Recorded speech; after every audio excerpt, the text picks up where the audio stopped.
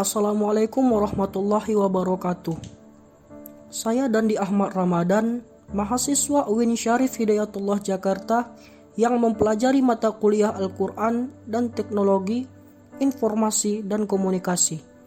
Yang pada kali ini saya akan menyampaikan apa yang saya ketahui tentang bagaimana konsep islamisasi sains atau islamisasi pengetahuan yang digagas oleh Naqib Al-Attas.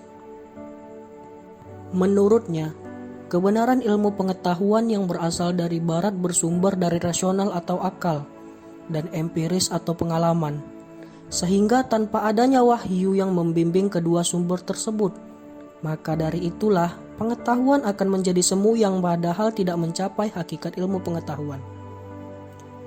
Ilmu pengetahuan yang dipengaruhi oleh barat tersebut tidak dapat diterapkan oleh setiap orang muslim, karena pengetahuan barat itu menjadikan rasional sebagai dasar ilmu pengetahuan, sehingga moral dan etika harus benar secara akal dan banyak mengakibatkan pergeseran ilmu pengetahuan dan perubahan ilmu pengetahuan.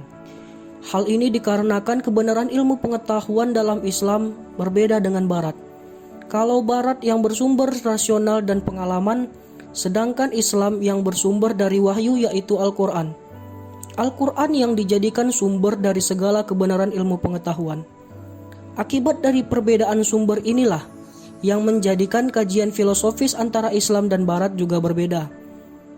Tentu perbedaan ini akan membedakan kajian fisik dan bahkan kajian metafisik.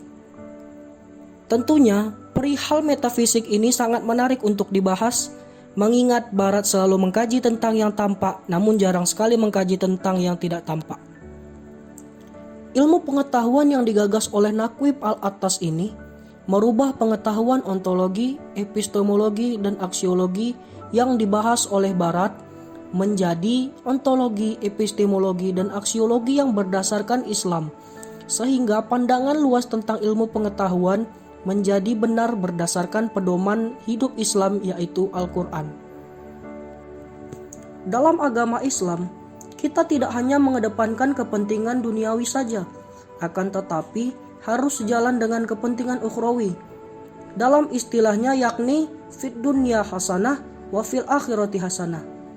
Oleh karena itu Islam menerapkan bagaimana caranya mengkaji sesuatu yang metafisik sehingga wahyu Al-Quran berperan sebagai sumber pengetahuan kebenaran tentang sesuatu yang tampak maupun yang tidak tampak.